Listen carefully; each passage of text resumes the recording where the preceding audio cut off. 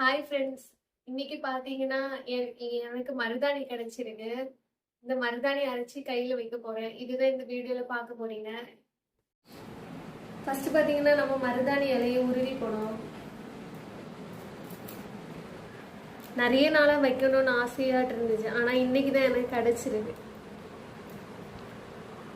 பார்த்தீங்கன்னா, இப்போ மருதாணிக்கு இலையெல்லாம் நம்ம உதிர்த்து வச்சிருக்கோம்.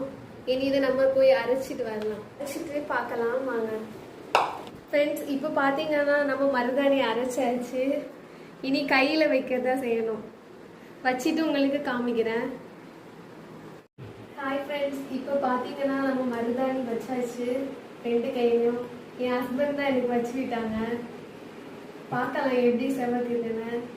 இப்போ பார்த்தீங்கன்னா நம்ம வச்ச மருதாணி எப்படி செவந்திருக்குன்னு பார்க்கலாம்.